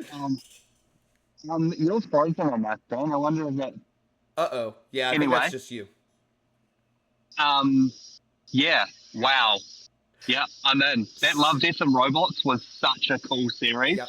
So the fact that, like, yeah, I can't wait. Same creator from Wow. that, and I believe some of Yeah. the same producers. And there's gonna be an episode on Space Marines. There's different PlayStation titles. Outer Worlds 2, Outer Worlds 2. Pac-Man. I briefly saw them all, but the Outer Worlds 2 is the one I'm excited because that one's supposed to be one of the one in the full episodes. A couple of them are divided. It's actually one of the articles I wrote this week was talking about this show. It looks fantastic. Definitely super I'm in excited for this. core as well. Oh, Never yeah. As well, played- we'll probably get a second season. I haven't Pac-Man? played the Armored Core 6 yet, Yeah. but I will. I've heard great things. Oh. Clearly, Mega Man I- was one of them too. Yeah, I- that Mega Man should be good, in my opinion. Yeah. Yeah. I'm actually gonna probably jump off right now. Hey, absolutely. I am gutted that we're not going to get a chance to talk about Silent Hill because I I'm was so really sorry. That's my That's fault. okay. That's okay. But You could save it till the next episode because I actually haven't seen the latest trailer, so I probably won't have anything to say about it. We can wait till next Okay. week. It's not a big deal. All right, let's do that. Because yeah, I would love to. I'd love to have a chat with Russell about Silent Hill. Yeah, absolutely. It's such a brilliant series, and even like it sucks because it used like it was a PlayStation only thing, and then it came to Xbox, and now it's gone again. Mhm. Yeah. So, like, Hey, it's coming to PC. yeah, That's where I'll be playing it. yeah, that's a good point. That's a good point.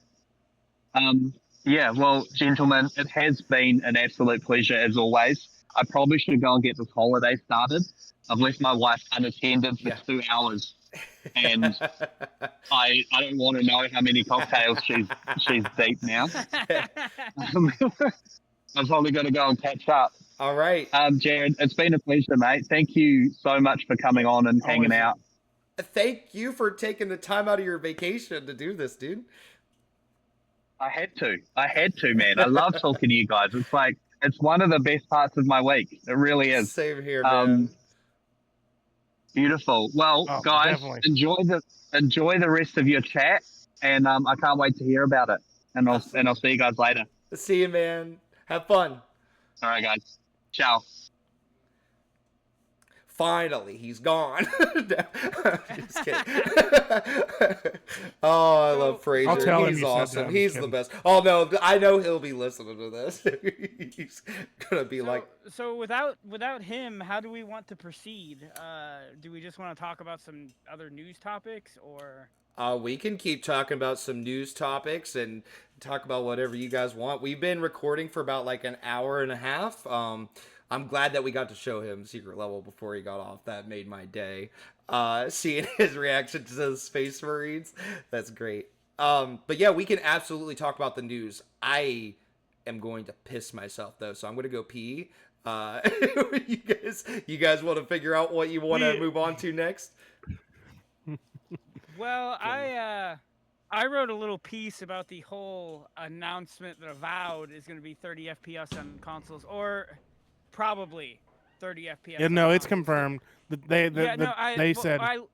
I listened to the interview, and it's a little, the way they phrased it is kind of weird. They said they originally were targeting 30 FPS, but then they walked it back a little bit and said that they hadn't quite figured out performance yet. So I don't know exactly what that means. Their target, and it is a smooth 30. That's what everyone was playing. So I'm gonna say it's gonna at least launch at 30 and just go straight to, and then maybe in a month or two they'll put out a 60 patch. But I'm okay with that. And it is literally a dev design. They are intentionally doing it because they want to up the graphics, which I know people love their 60, and I enjoy 62, but it's just how it is like devs want to show off their game, and they feel like they show better when they're graphics up and lower frame rates. I mean, I feel like Xbox took a bet on something and actually went the more traditional route in that, like, every time there's a new console, well, not every time. The PS2 had a lot of games that were 60 FPS. But a lot of times, at least at the beginning of a generation, they'll prioritize visuals over frame rate. And I feel like this time around, Xbox sort of missed the mark on that, because there's so many people that would just prefer a higher frame rate to fancy visuals, myself included. I've screwed around with things on Starfield to get that thing running at well over 100 FPS on my PC. I will say walking a game down to 720p in this day and age was a little jarring, so I couldn't stand that. But I feel like Xbox maybe missed the boat on that, because we're getting Avowed at 30 FPS. We got Redfall, and that got patched. We got Starfield, and that got patched. I assume at some point, I would guess we're probably gonna get a 60 FPS patch on console with Hellblade. That one's a little bit of a wild card because of Unreal Engine 5. Yeah. I have played a couple of Unreal Engine 5's games in the last 2 years, And Hellblade's actually the only one that I have played with that had any sort of consistency. All the other Unreal Engine 5 games have been like a mess in some way or another at launch. So I'll give them props for that. But that one might be a little bit weird. So I guess, Nathan, you kind of walked in on the conversation a little bit. I was bringing up the point. Well, no, he had said that he didn't that he prefers 60 FPS, but he'll deal with 30. I'm guessing you're probably in the same boat there. But I guess to what I was saying, do you think Xbox maybe missed the mark, that they just maybe betted that everyone wanted fancy visuals, and that's not really the way this gen is working out? I mean, yeah, Makes sense? I feel like oh shoot, what was who's the people who do the like frames per second comparisons on YouTube? Digital Foundry. Digital Foundry. I feel like that's something they've spoken on way back when the consoles were first announced, was that we shouldn't expect to see it stay 60 frames per second as games progress and games become more advanced, that this new hardware wasn't going to be able to keep up. And I feel like that's just kind of what we're seeing, is that we're just not seeing a progression. But as far as it being a miss, my confusion on the whole situation is, why aren't you just giving people an option? Why, like, we've had the quality versus performance modes. Why aren't you offering the performance mode is my question. Where I don't know. I am assuming it's time. I'm assuming it's resources. I'm assuming they don't want to sacrifice the quality. Like Jared said, it's like they want it to look good. They're trying to sell a product, and most people, if they're going to play in performance mode, it might just look too much like trash. I am assuming. But it's like, can you not play a game on PC at 60 frames per second without it looking completely like trash? I don't know. I'm not a game developer, so it's hard for me to sit here and comment on it. I just kind of got to trust the system, and the fact of the matter is I know that at 30 frames per second, I can spend $60, $70, and I'm going to pop it into my Xbox, and it's going to fucking work within 10 seconds, rather than I booted it up on my PC and spent 30 minutes configuring it and still got to reset and reinstall drivers and update drivers and fucking do all this shit just to get the game running on my PC. So it's like, you got to take the good with the bad. As a console gamer, I don't have to worry about updating my drivers and making sure it's running great. I also didn't pay $1,500 to get into the ecosystem of PC gaming. So it's like, if you care that much about your frames per second, then go to PC already. I also understand the complaint of, we were promised like we were going to get 60 frames per second. That was the new normal. And ultimately, neither console is really holding up on their end of the deal with 60 frames per second. I mean, I guess, you know, PlayStation's doing a better job at offering the option, at least. I was going to say, I don't think that, I don't know of any games that haven't, PlayStation first party games. Let me make that clear, that haven't offered some type of 60 FPS launch. I mean, you can talk about Final Fantasy 16, and like, to get to 60 FPS, it had to be sub 720p at points, not a PlayStation first party. The only other two games I know that launched, Spider-Man had some of the same issues, if I remember correctly. Really? I think it's fixed now. Yeah, I don't know if I don't have a PS5. I did play a couple hours of Spider-Man 2 at launch at a friend's house. I do think it wasn't as perfect as people said it was, but oh no, dude! I had, at one point, I had a bodiless Spider-Man walking around. It was just a head floating in a seat. It had problems. I swung into a wall and got stuck in the wall, and when I brought that up on Twitter, everyone's like, "Oh, you're just..." And this is back. I wasn't. Well, I can't say I wasn't on PC because I had this fucking thing, right? Steam Deck, but But I was an Xbox player, so I was labeled as a hater. Whatever. I also criticized the game for not launching with New Game Plus, which I thought was a pretty basic feature. But Yeah. the only other 2 games I can think of that got any attention that only had 30 FPS were the second Plague Tale. I get the title of the first and the second confused, and that got patched in later. And then that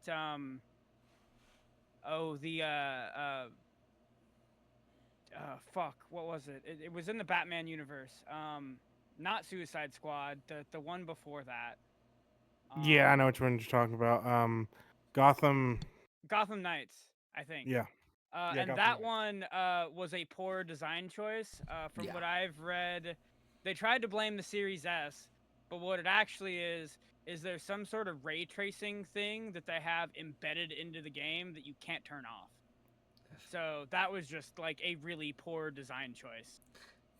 It's the reason that's the reason it's locked at 30 on PlayStation and on Series X. And I don't know what the FPS is like on PC. I just heard the game was garbage. But yeah, I know they came out and tried to blame the Series S, and that particular developer, it just made a really bad design choice. It sounds like. But. Yeah, I agree with that. Now when it comes to Final Fantasy and Spider-Man 2, I played. Wanted to say I had a better time with Spider-Man 2 on quality mode than I did performance, which is really odd. Now I could be remembering wrong, because trust me, I'd rather have performance. But I feel like I ended up having a more smooth time on quality mode. Same thing goes for Jedi Survivor last year. Now that was a more well-known issue of performance mode did not work at all. The Final Fantasy 16, however, 7 had the issues too. The new one. which one? 7 Rebirth. The new Final Fantasy 7 has some. Yeah, has some issues too. I haven't played it. I think it's locked at quality. Okay. Now, I think. Yeah. It is. I believe it is. I think there might be a patch now that you can do performance, but when it launched, it was locked in quality. Okay. And so. Well, I didn't have any issues with 16. All I'll say is that it's a miracle that thing didn't freaking implode my PlayStation. I'm telling you, I am so excited. For the first time, well, I won't say the first time, but I have a fire lit under my ass to save that money and get that super PC built so that I can play Final Fantasy 16 on that thing, because there are so many moments in that thing. I could hear my PlayStation running like a freaking jet engine, and I was like, oh my gosh, imagine this thing on a supercomputer. That game is gorgeous, and there are just some moments in that game that are just incredible. The replayability just for its art design alone is worth replaying it. It's a good game. You don't need a supercomputer to get decent. Do they even have the PC specs out for that? I think they.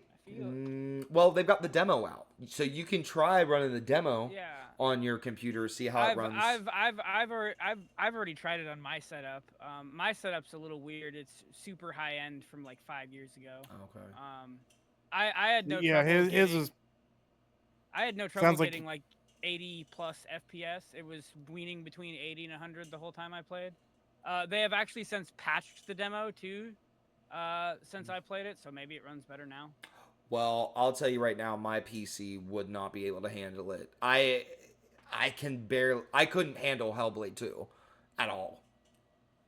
Like, I put it on the lowest settings and my PC wanted to explode. It was running it at like 15 frames per second, which is freaking sad because I got a 3060 in the thing, but it's a laptop. What are you going to do? Yeah, when it comes to laptop GPUs, I don't really trust their specs too much. What they say they are and the way they run can be two different things. Okay, so the recommended setting, NVIDIA 2080. So I got a 2080 Ti. So I got like kind of the superhuman version of the graphics card that they recommend for 60 FPS. at 1080p. And again, I was getting frame rates a little above this, but I have a 2080 Ti, which also has a little bit more VRAM than cards from that era too. And I got an i99 Intel i99 100K, which may not mean anything to you two, but No, I need to I get it. upgrade. I understand too. I just need to. The only thing I want to do is upgrade my CPU and motherboard in my computer. I actually got smart when COVID hit. You were able to get like high powered graphic cards and like store and like basic store brand uh like builds pre-built. So I ended up with a 3070 Ti. No, 30 the big 3070 one. In a Omen HP, and literally they're designed that you just pop out the motherboard whenever you're ready and put your own motherboard in it. So yeah, you two might. So the story behind my PC, y'all might hate me. I don't know if I've told this story on the podcast or not. So my friend at work bought a. I don't think it was a pre-built. I think he had someone build it for him, but he decided to buy a 4090 build. It cost him like $4,500. So he sold me this PC for $500. Holy crap, that's amazing. Yeah, I think the 2080 Ti at launch. Now you can get them for like $300 or whatever used now. You can't find them new. If you do find them new in box, it's new old stock, and people want ridiculous prices for them. But and I don't know why. But yeah, I literally paid the price of an Xbox Series X for this thing. It's And incredible. hey, there's nothing wrong with that. yeah, it's served me well. I've enjoyed it. I am toying around with getting a new graphics card, but Oh yeah, I saw that in the This- chat. Yeah. yeah, fuck Best Buy is all I have to say about that. You told me that there was things in stock that weren't in stock, basically. Oh gosh. Go to a micro center. See if you got a micro center in your area. I don't think there is a micro center in the state that I live in. Damn. I am sad. We actually the Walmart next to me has 4070s in stock right now, which is really strange. I don't know. Yeah. They have a couple CPUs and some RAM. I thought it was kind of strange. Well, they've been expanded. I've noticed when I go through the electronics now, a lot of the Walmarts have expanded. Like I live in Charlotte, and there's Walmarts everywhere here, and their electronics section, like PC side, has been expanding. And we have a micro center here, and I was recently in it. That's where I'll probably end up buying my next hard drive. I just don't know my next motherboard. Like I said, I'm gonna buy both the motherboard and CPU and put all my other parts on it, and then I'm good. Yeah. Because I don't think I don't think I'll upgrade my graphics card until we get to the 5 series, if I ever do. So Yeah, the oh shit, what was I gonna say? I had the same issue with Best Buy. There where I buy something and they're like, "Oh, it's not in stock." And I'm like, "Well, I paid you." Wait, what do you where's I it was a whole thing. It was a nightmare. Well, luckily with my situation, I just saw that they supposedly had 2 in store, and I toyed around with the idea of buying it. It was for those that were wondering, I was looking at a 7800 XT Radeon, and I think they had them on sale for around 350, 360. And so rather than buy it, I just went in store, and they weren't there. And I asked the guy, and he brought up the little thing on his little hand pad thing, and was like, "Yeah, no, according to me, to my situation, we don't have any in the back or anything." And I was like, "Well, fuck." Oh, that So sucks. that was the end of that. Yeah, so that was the end of that. So I guess the website was just mislabeled or whatever. Yeah. My or friend, somebody came in and bought them before you got there. Well, also a thing. I on the way out, I brought the website back up, and it still said that they had 2 in stock. So I don't know what the hell is going on there. Well, That's if they're weird. like GameStop, when I worked, but it's supposed to be fixed now. GameStop was always a day behind of what the stock was. Right. Like if you looked it up online, um, like it shows it's in stock, but if it's sold that day, like in the early hours or something, it won't update. It'll say it's still there. Right. So that's why I'm saying you could have they could have a similar type of thing where it was bought the day before and it just hasn't been updated yet.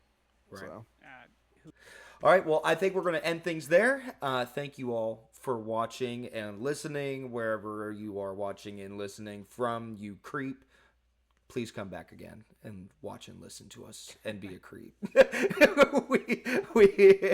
And I'm talking to you, Steve, you fucking creep. But So I need to leave.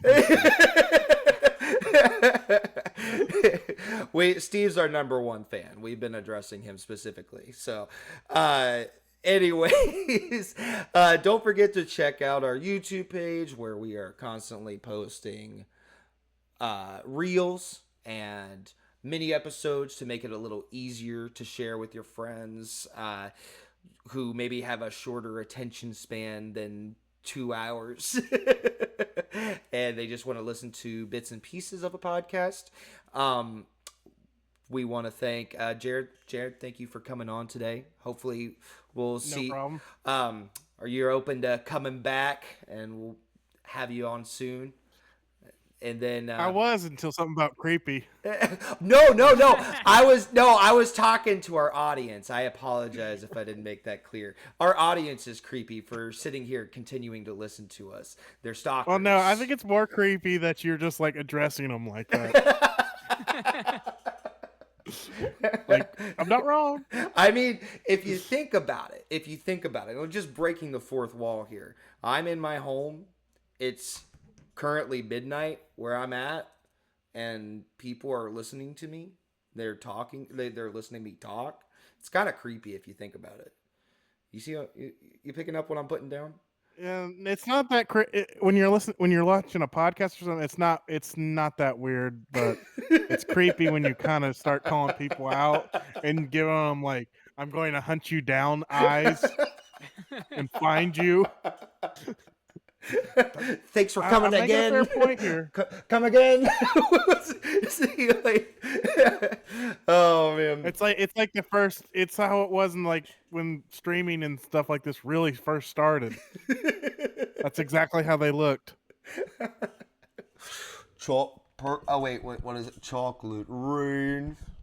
I'll sing Chocolate Rain from the beginning to end for 3 hours. Hey, I like Strawberry Hell. Strawberry Hell. Oh wait, is that an actual song that you're referencing? Oh no, there's parodies. There's Strawberry Hair, Hell, and Vanilla Snow, and Indigo Sleet. Neapolitan Sleet. That's it. Neapolitan Sleet. Man, that's wild. I haven't heard of any of those, but I'll tell you what. I introduced a couple of my sisters to Krispy Kreme, and I'm not talking like Krispy Kreme, the donut shop. I'm talking about Krispy Kreme, the world-renowned rapper. You guys know who I'm talking about? On YouTube? Nope. No. Oh my gosh! All right, he's up there with. He must not be that. He must not be that world around. Oh, whatever. Oh my gosh. Watch. All right. Watch you be the only true fan of him. I promise I'm not the only true fan. I promise. Once you guys are done creeping on our podcast, I want you to go to YouTube, look up Krispy Kreme. I believe the song is called Baddest. I don't know. It's a good time. I promise. He is the baddest of them all. If you ain't about money, he don't mess with y'all. All right.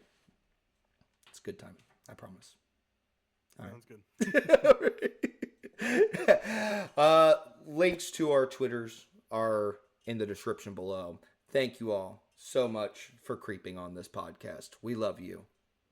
Goodbye. Hey, can I say something? One more thing. Yes. Go check out Inside Game Chat, our past episodes. We're on hiatus right now, but I'm hoping to get everything back up this coming fall. We deep dive into games, talk about like older games that are 2 years or more older, and we talk about some of our favorite moments and why we think people should experience them. Very, Hey, I very just similar to the game. similar to how. Yep.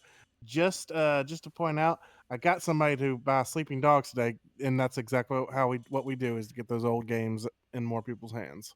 Hell yeah. Hell yeah. It's $3 on Steam right now. Yeah, I actually look forward to playing that. So that Oh, means it's one of my favorites. you should go buy it, Steve. Go buy Sleeping Dogs. We... All right. Thanks for having me, and I hope to be back very soon. Oh, absolutely, man. Anytime. Shit. I was gonna say something. Man, I'm sorry, guys. My brain has been fried this episode. Like, I swear I've said like 4 or 5 times. I'm like, what was I gonna say? What? I don't know. My brain is shit. I'm gonna stop recording now. Goodbye.